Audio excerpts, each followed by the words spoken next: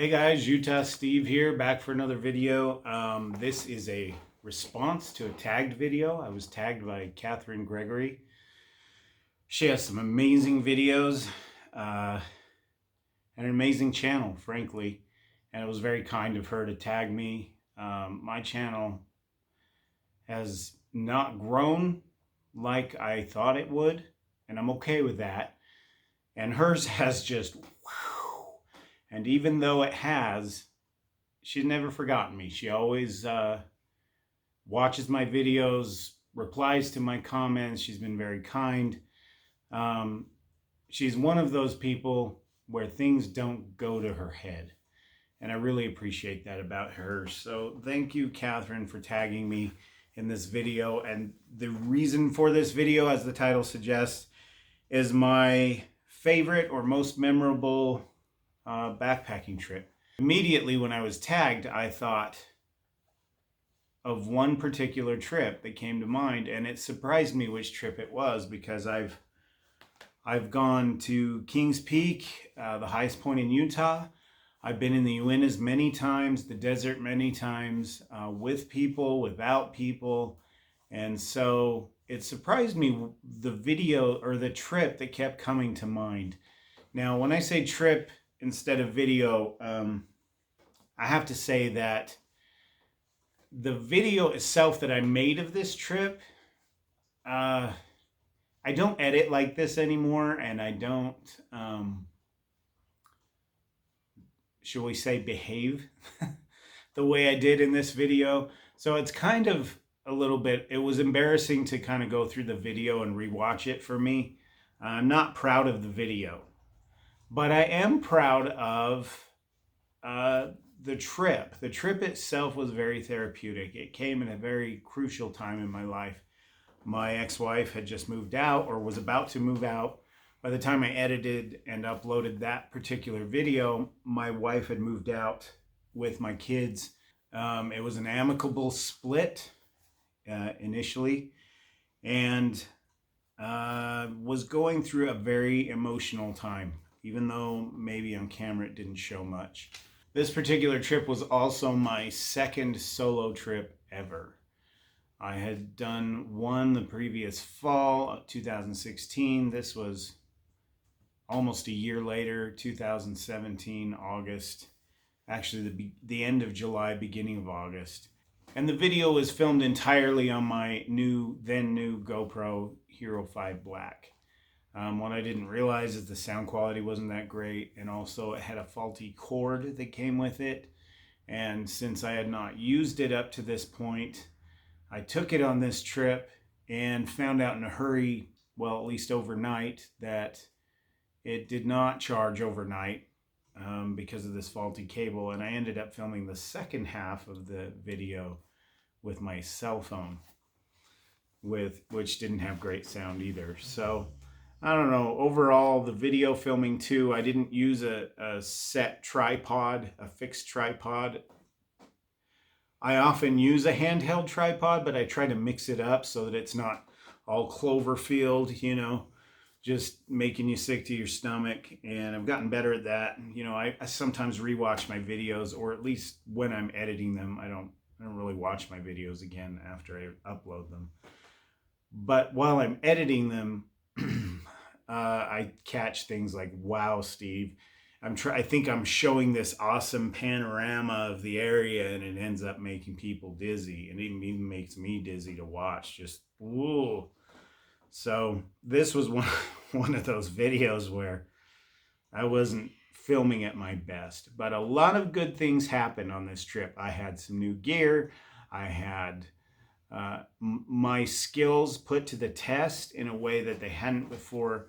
And I actually did find some peace of mind and some comfort on this trip, all by myself, alone in the Uinta Mountains. So let's get started.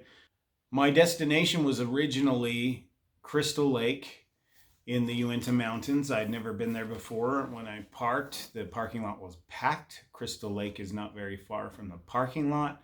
I thought it was further away. By looking on Google Earth, I couldn't tell. When I got there, there wasn't a space available all the way around the lake. I was looking for the perfect place to camp around Crystal Lake, and um, no luck. Every time I'd spot a place, I'd realize there was someone either really close by or someone else would spot it and just hike right down to the same spot I was looking at, and I became kind of frustrated. This lake is incredibly close to the parking lot.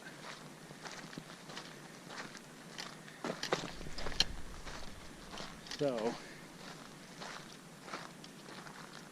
it's going to be crucial that I find somewhere where I'm not going to run into people. I'm thinking this right here looks pretty good. It's just down off the trail, but this whole lake is really...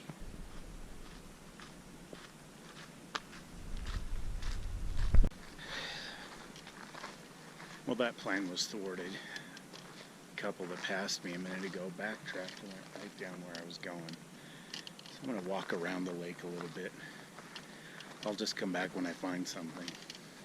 While I was pondering what to do about where to camp, I noticed a sign for Cliff Lake. And I had never heard of Cliff Lake, but it sounded inviting. And I thought, well, maybe if it's far away from this parking lot, I can get far enough away from people. And so that was, I social distance all the time. I'm an introvert. When I go camping by myself, or even when I go with a group or a friend or my kids, I try to get away from other people. I don't go up in the mountains to be close to my neighbors. I can do that right here in the city. My natural inclination is to socially distance myself anyway. Not that I'm antisocial, I just prefer to be alone, especially in the mountains. And so I spotted this sign for Cliff Lake and decided that that was perhaps the route I should take. Okay, changing plans. We're gonna leave Crystal Lake back there. People everywhere. Too close to the parking lot. So, along this pathway, we have a little lake called Cliff Lake. Not as popular because it's up further. The hike to Cliff Lake was a short one, but it did separate me enough from other people that it felt distant and isolated and beautiful and serene. And most people were lazy and wanted to camp right there by the parking lot. That's not me, so this worked out great. The hike was flat. It didn't gain a lot of elevation. However, it is at roughly 6,000 feet higher than where I live in the city. So I did get kind of winded hiking through there. The air was thinner, the elevation was higher. I live at 4,000 feet. The elevation of this was roughly 10,500 feet. So yeah, it affected me a little bit, but not too bad.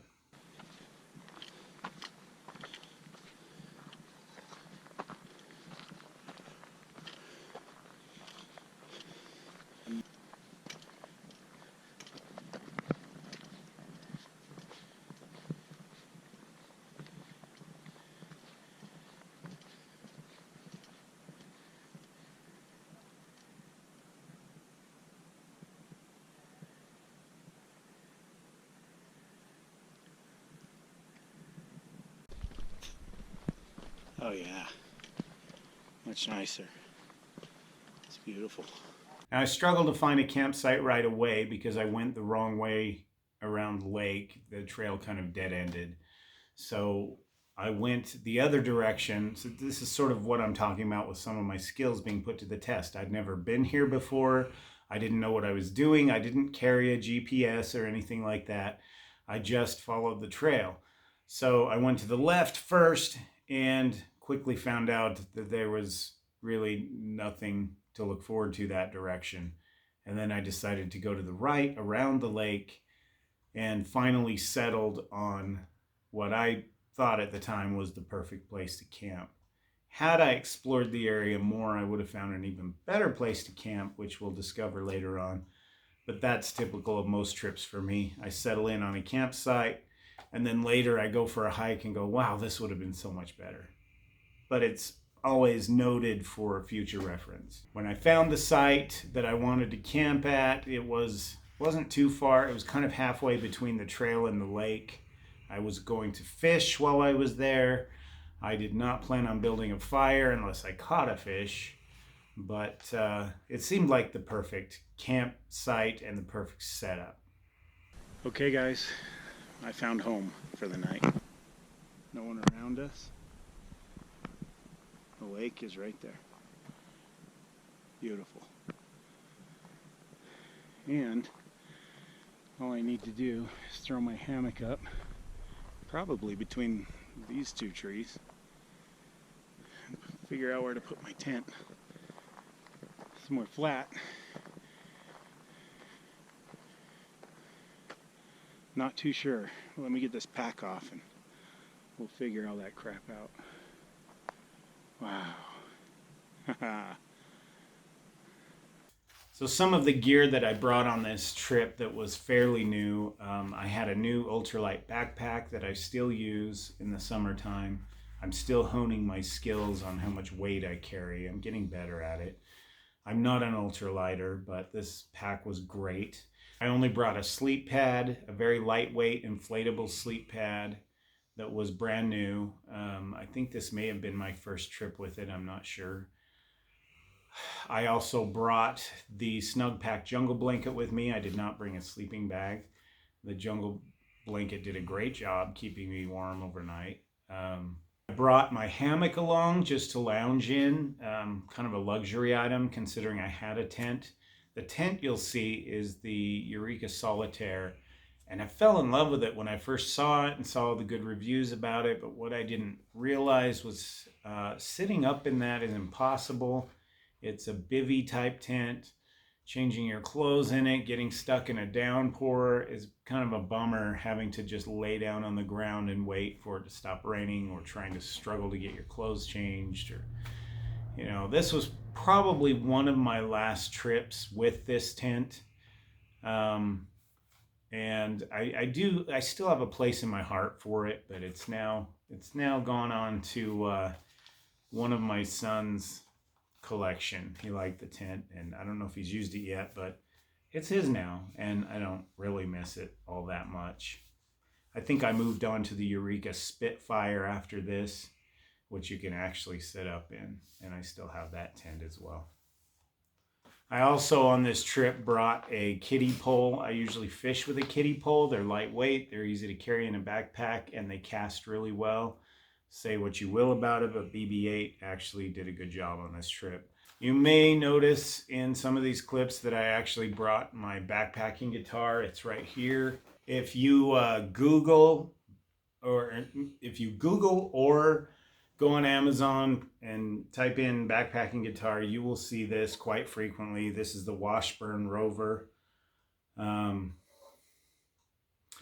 put a little GoPro thing on there so that I could film looking up. And what I didn't realize, having never used my GoPro, was A, how permanent this was. That's on there forever, guys. And B, how much the sound from this sound hole vibrated the camera, both audio-wise and also video-wise. It was terrible footage. I didn't even use it in the video. But otherwise, it's a good little guitar, and completely out of tune. No, I'm not going to do a song for you, so don't worry about that. We'll talk about music in my videos in a little bit, but this is the same guitar I brought, and I honestly played it around the campfire off camera on this trip, and it was very therapeutic and meditative for me, but I didn't actually play it in the video. Anyway, here's a clip of my show and tell, showing off all the gear that I brought. Not nearly as much as I had in the past. My tent is here. This is the Eureka Solitaire. I've complained about this tent in the past, but it kind of grew on me because at Wall Lake last year, when I went solo, I took this tent and I slept with the rain fly rolled back like that and just the mesh netting under the star. Let's take a look inside the tent. Now, you can go in this way, but it's kind of a pain to kind of crawl down in there. You can also not only go in this way, but you can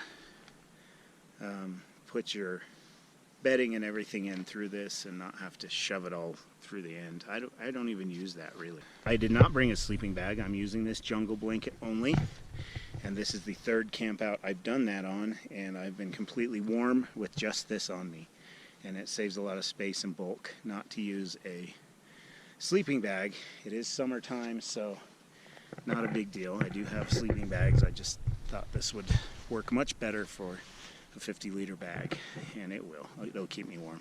Socks to sleep in. Frog togs in case it rains. This is a rain suit, very lightweight. A long sleeve shirt, and my thermals are right here to sleep in. I also have a beanie to wear. This is the Adventure 50-liter by Wassing. It was only like $24. Super cheap, frameless, ultralight 50-liter, which is exactly what I was looking for, and I didn't break the bank. Anyway, this is my Exertion down coat. I'm going to take that out and let it fluff. Here's my beanie to sleep in. I think I'll just toss it right over there. This is a little backpack that wads up into a ball. You can get these at Walmart. I bought a couple of these. They're really cheap. They weigh nothing. And the reason I brought it is if I want to go hike around, I don't have to take my bigger pack with me. I can use this to carry my water and snacks or whatever in. And I've made the mistake of not bringing something like this with and going on a hike, and it was miserable. This is my Osprey. I call it a rolling pack. I'm not sure what the actual name is, but I've done a video on it. I've talked about it till I'm blue in the face. Yes, folks, that is a BB-8 kiddie fishing pole. Almost immediately after setting up camp, I walked to the lake right directly across from my camp and put my pole in the water and waited and waited and waited. I was there a long time waiting to catch a fish or even get a bite with no success. So I just hung out there and waited, and some people walked by. I asked them if they'd seen anyone catching any fish around that lake. They hadn't. I could see them jumping. I could see the fish stirring out there, so I knew they were there, but they didn't like what I had to offer at first. So I just kept trying. I just kept waiting it out with no success.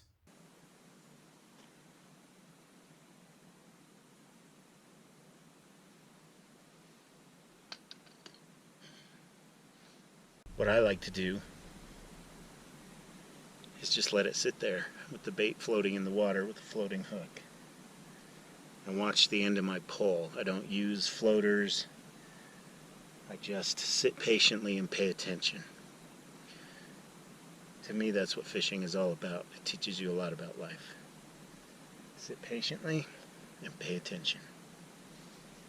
I'll let you in on a little secret.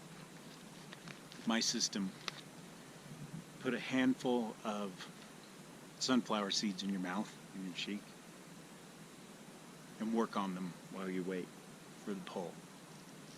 If nothing bites by the time you finish what was in your mouth, reel it in, cast it somewhere else. And I'll just keep doing that. These actually keep you pretty well occupied, believe it or not, and the quiet here is breathtaking. There are fish in here, but they're not biting. They're not interested. I've been sitting here for quite a while. So it is dinner time. It's roughly 6:30. I think what I'm going to do is go back to camp and eat dinner, and then I'll fish some more. And if I catch something before it gets too late, then I'll cook that over the fire.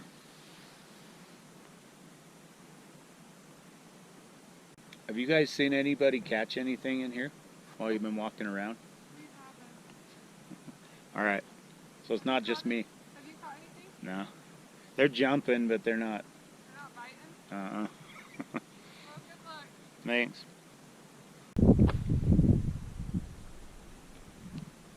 I'll give it a few more minutes, and if nothing happens, we'll go back to camp and discuss dinner.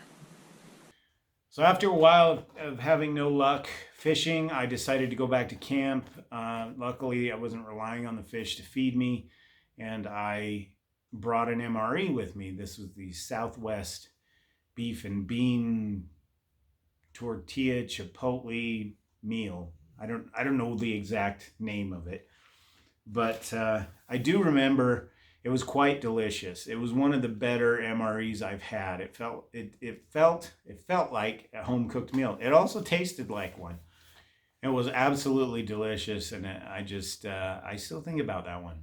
You know, when I think about MREs, I like to buy MREs. They're an easy meal to throw in a backpack, and you can also split it up. There's so many calories in it. You could actually eat part of it for dinner, part of it the next day. There's snacks and things in there.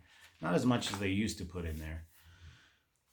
But I really do like MREs. I still do Mountain House and that kind of thing too. But with the pandemic thing going on right now, MRE prices have been gouged to the ceiling. So I haven't been doing that this year, and probably won't, because I'm not going to pay more than twice the price for a case of MREs from the same seller. Total BS. And then we have tortillas. And why do we have tortillas? Well, that's because we have this. Southwest beef and black beans. There's our main entree. Make a little go out of that. It's already getting warm. So what we do is we put it in an angle like that and just let it cook. Can you hear it? So while the MRE was cooking, I decided to move my pole to a different spot on the lake. And as I hiked a little ways down the trail, I found the perfect spot, a much better spot. And you could tell the water was very deep right there. It just kind of dropped right off from the shore. I could see fish pooling out there, and there was a little beaver cutting across every once in a while. It was at the very far end of the lake, and you could look across the lake and just have this amazing view of the lake and the mountains in front of you. And so I put my pole in the water there and hoped for the best. I kind of hung out there for a little bit while I waited for the MRE to cook, and then I just left my pole there, several yards from camp, and went back to check on my meal. So I have the luxury of camping here, but fishing all the way over here without interfering with anyone. He was fly fishing. I didn't see him catching anything either. And while I was down here, I noticed how much deeper the water is. So I'm right here. I don't know if you can tell on the camera how deep that gets. Very quickly it gets very deep. It just disappears about right there. I'm really enjoying this solitude and peace here. I need it. There's a lot going on in my life right now. Very difficult things. Big decisions have been made. Things are changing. The fish were really starting to come alive for the evening. You could see them out there all over the lake, just coming to the surface for bugs mostly. I'm a bait fisherman, not a fly fisherman, so I'm not against it or anything, but that's just my MO, I guess. In the meantime, I dug into the MRE and filled my stomach with everything that was in that MRE pretty much. I think it was only half of an MRE that I brought, because I had used half of it on another trip. Like I said, sometimes you can split them up. That's why I like them. But it was very just freaking amazing MRE. I keep talking about this MRE. It was delicious. It was really good. It tasted like a home-cooked meal in the middle of nowhere. I brought the MRE also because I really didn't plan on making a campfire. I was tired. I'd been awake for 25, 30 hours because I had worked the night before and just driven up to the mountains from there. And so I was pretty exhausted. I didn't have the energy to put together a campfire. I planned on things just getting dark and me just crashing for the night. So I sat there and ate my MRE, not expecting to catch any fish at all, and getting ready to settle in for the night. Okay. Let's open the tortillas. Ooh, chipotle tortillas. Look at that. They weren't kidding. We'll put that in the fire. Ooh, yeah. How many we got here? 2, looks like. All right. Let's do this.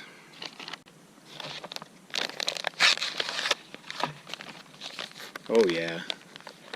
Oh, yeah. That's nice and hot.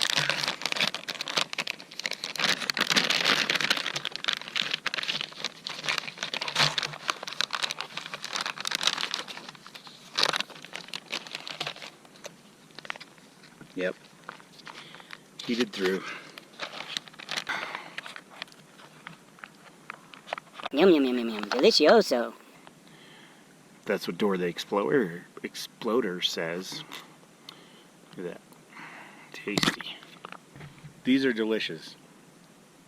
Meat is very chunky, does not taste like it's been in a container forever. And it's like really meaty chili. It's delicious. It's amazing. Eating good tonight, even if I don't catch a fish.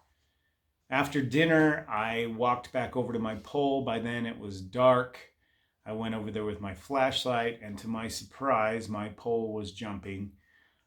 I definitely had a fish on, so I was very excited about that, and I filmed the entire thing. This is kind of funny. I had my cell phone, and I had to squeeze it between my legs with it recording so that I could hold the pole with both hands and reel, because I didn't have my cell phone on a tripod. So I'm standing there with my phone between my legs, and I'm going like this, and this fish was not small. It was a big tiger trout, probably one of the biggest I've ever caught in the Uinta lakes. Up there, the fish don't get huge, but this was huge for the Uinta Mountains. I was really just blown away when I reeled this thing in. You guys are not going to believe this. I got one. I've only been sitting here about 10 minutes. Look at my pole. I'm not doing that. I'm just holding it. Watch my pole.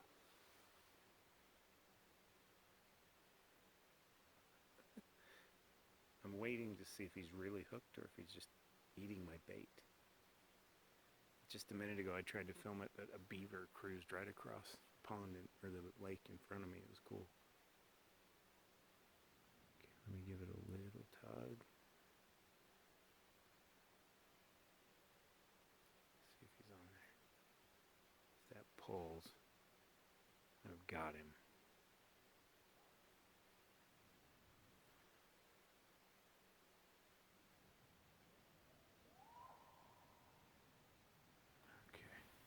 This is going to be tricky. I'm going to hold this camera between my legs.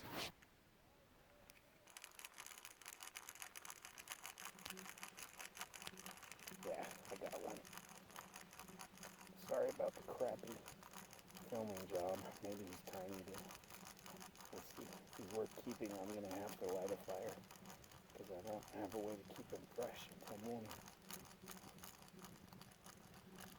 Yep. Oh my gosh. That's huge. He's huge. He's huge. Almost dropped my phone. Look at this. It's a big tiger trout. Look at that. Look at that. Oh yeah. Oh. Big boy. I gotta roast him. I was so blown away. My adrenaline was going. I was excited about this fish. Suddenly I wanted to build a fire. I couldn't wait to gut this thing. And I had some foil with me, and I was going to wrap it in that foil and throw it in the fire and have a second dinner, actually. Even though I was incredibly full from the MRE, it was almost like nature said, here's one more chance. You know, you're going through a rough time, buddy. Here's a fish. We'll throw you a bone, so to speak. So it really lifted my spirits, really cheered me up. It didn't take me long to get a fire going with the adrenaline going and how excited I was and the new burst of energy I had. I didn't feel like going to bed, so I quickly got a fire together and started roasting my my second dinner. I've got him right over the coals now. I'm gonna cook him a nice long time. I don't want him raw. I don't want to waste him. So far he's been in there maybe 20 minutes. And fish cook really fast, especially in unregulated heat. But he's a big fish. He's got some nice thick red meat on him. And I love trout. I'm hungry. I'm hungry just thinking about it. And I was full. So that was the end of day one. It was a great way to end a great day. I really felt calm and peaceful and separated from my chaotic life back at home at the time. When I got up the next morning, however, I had roughly a liter bottle full of water. I had a water filter with me and an empty water bladder, but all I had left back at camp was about half a liter of water. And while I was cooking breakfast, I accidentally knocked over what water I had left.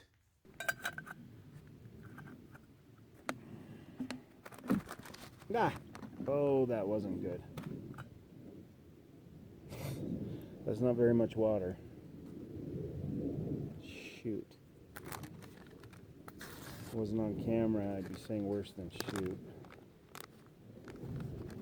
Alright, let's boil what we have. It's probably enough for the oatmeal anyway. We're gonna go for a hike in a little bit and find that water source. So I barely had enough water to get through breakfast. It was enough, but now I was out of water, so I knew I had to go hiking around looking for a water source, preferably a stream instead of a lake, some moving water. And I found a beautiful little stream to refill at. I filled my platypus and was able to replenish my water, and just sitting there by that creek was very soothing and relaxing, and I started to really come into my own as my own person instead of a guy going through a divorce and his life falling apart. So none of this came across on camera, but I really was struggling quite a bit. And I just remember some of the thoughts I was thinking as I sat there by this little creek.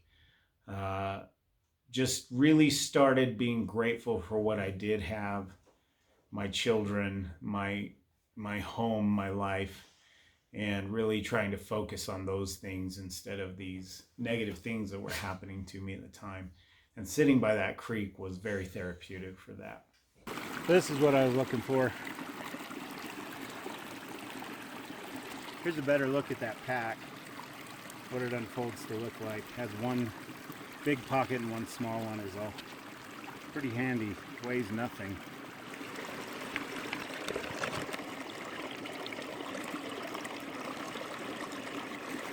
Okay, 3 liters of fresh filtered water in my platypus. So I continued up the hill after replenishing my water, and I wanted to see what was up over the top of Cliff Lake. And up over the top was this other lake.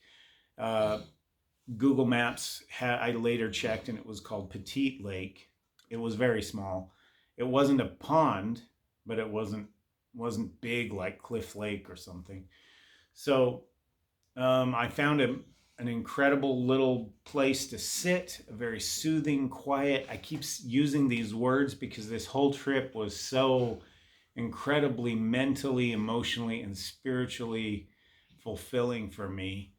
I learned I could function all by myself without a spouse next to me along for the ride. Not that I'm against that for the future or even now, but at the time, I didn't know what to do. I didn't know what my life would be like without, I've been married 11 years. I didn't know what my life would be like. And in the 3 years since this trip, I've definitely learned to live on my own, function on my own without having someone to turn my head to and ask their opinion or what they thought. I've had to make a lot of decisions all on my own just to survive, and this was a good metaphoric trip for that. So I found this incredibly beautiful place next to Petite Lake, and I sat there what I filmed isn't very long. What I actually did was I sat there for about 2 hours and just watched the wildflowers blow in the wind, and closed my eyes and breathed in the fresh air. I think I took a nap. I just absolutely loved that little spot. And that is the spot that I wish I had camped at. When I settled on my site at Cliff Lake, I wish I had hiked further and found that spot instead. But, you know, there's always the future. I may return to Petite Lake, hopefully this summer, if things clear up. Here's the spot I've chosen. I am at the mouth of whatever lake this is, right where the creek runs out from, no doubt, another lake up that way. I'm in a shady spot, sitting on this rock. I'm just gonna sit here for a while and listen to the water. Why don't you join me?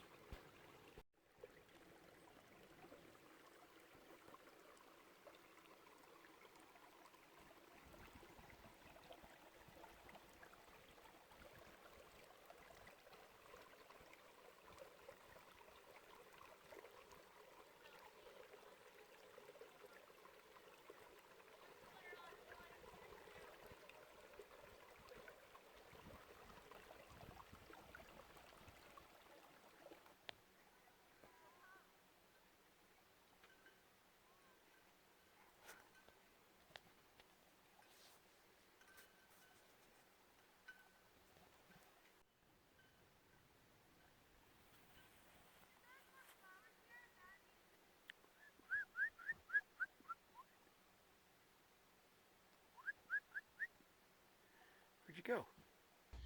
So I was able to find some peace and some tranquility within myself, and able to return from this trip sort of renewed, kind of like you feel after you've been dirty and filthy and you take a hot shower and you come out just feeling refreshed and clean. I felt like that on the inside, and I was able to come home and really feel a sense of peace and a new perspective on dealing with things as they were.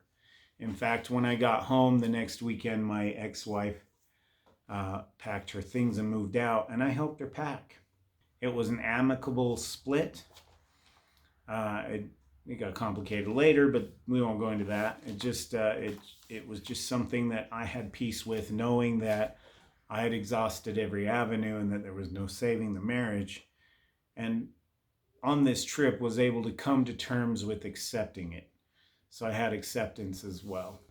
Towards the end of the hike that I was on, before I went back to camp and packed up my gear, I walked out over Cliff Lake at the top of the cliffs that surround the lake and had a beautiful view.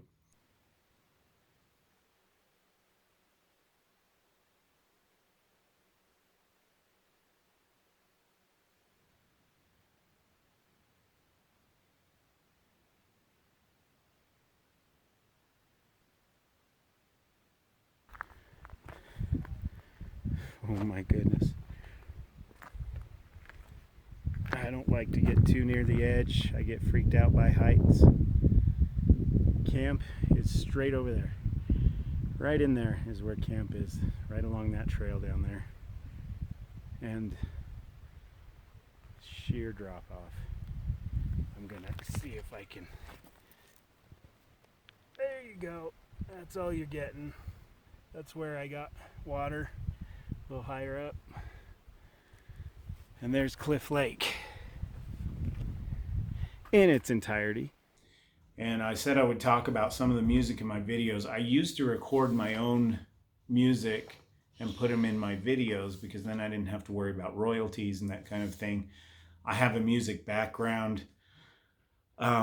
So this particular song, until I reviewed this video for this video, I had forgotten I'd used this song. It's an old Leadbelly song called Goodnight Irene. And wow, I was listening to the lyrics as I watched the video, and boy, did it fit, you know? It fit exactly where I was at that point in my life. I don't even remember how I came across this song, but I learned it, recorded it, and threw it in the video. So there was this incredible view over the cliff, and then at the end of the video, this song comes in, and it just, even now, just grabs me, the lyrics.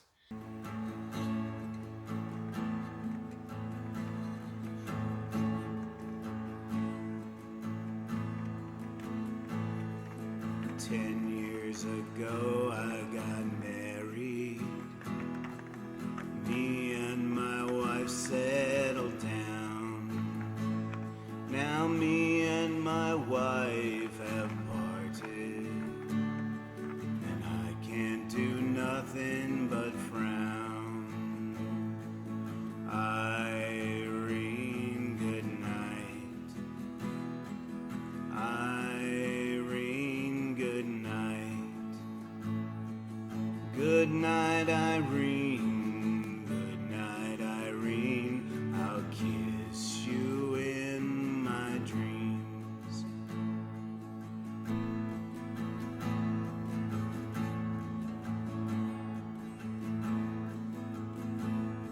Sometimes I live in the mountains, where I'm prone to wander around.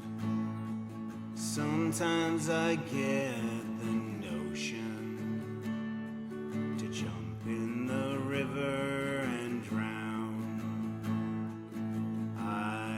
Irene, good night. Irene, good night. Good night, Irene. Good night, Irene. I'll kiss you in my dreams.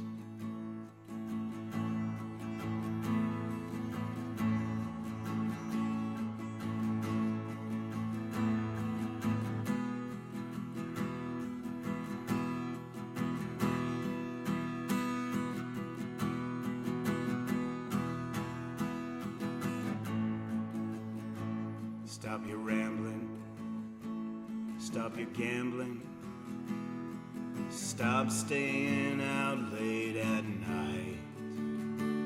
Go home to your wife and your family, stay there by the fireside bright. Irene, good night. Irene, good night.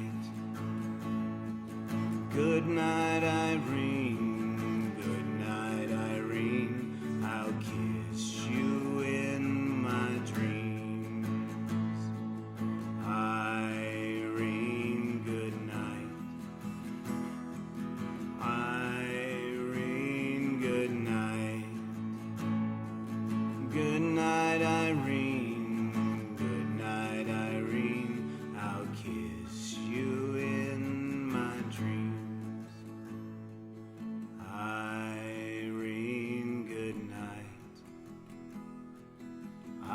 Irene, good night. Good night, Irene. Good night, Irene. I'll kiss you in my dreams.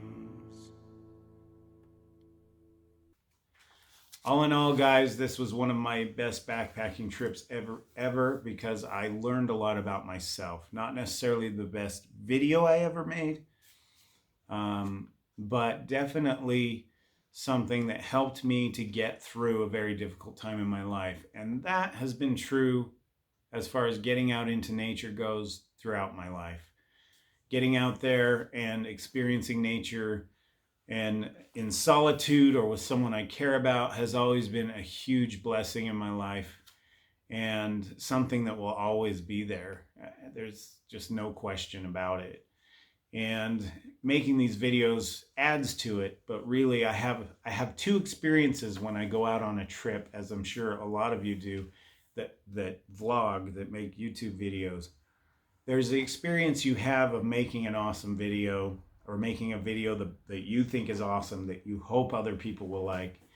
And then there's the private experience you have out there when the camera's off. And this was one of those trips where I really found myself and had the courage to move forward with the unknown and the unexpected.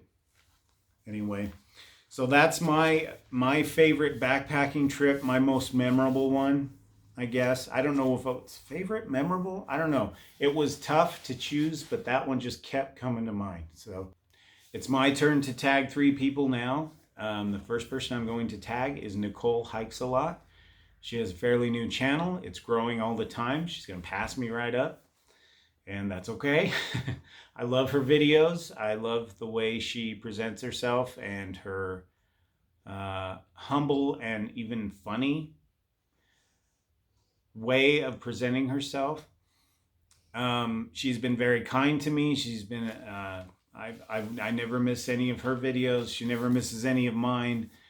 I don't know how she gets around like she does, but she's been on a lot of hikes. And when she says her name is Nicole Hikes a Lot, guys, Nicole hikes a lot. So, Nicole, you get to talk about your most memorable backpacking trip, or your favorite, and or... Sorry about that, guys. I'm in different clothes. It's a totally different day. For some reason, I didn't realize it till I was editing the video. My camera here stopped recording right after I tagged Nicole, and I didn't know it. So I went to edit the video, and my other 2 tags weren't there. So, excuse the similar but different setting. The second person I want to tag is Devin with Backcountry Exposure. I consider the 2 of us to be friends. We've communicated, we've texted. He's sent me gifts before. We've talked about getting together. We've never made it happen. So we haven't met in person, but Devin has a great channel. He's a great guy and very knowledgeable. His whole life is the outdoors, including his day job. And so, Devin, you've been tagged. Finally, I want to tag Corbin with Campfires and Coffee, formerly known as the Wasatch Gear Review. Haven't heard anything from Corbin for a while. A few videos have popped up here and there, and would just like to know, Corbin, what is your favorite or most memorable or best or whatever backpacking trip of all time? Okay, now back to my closing statements, because for some reason those are still there. They were done in 2 different clips. This is so messed up. Okay, back to my farewell.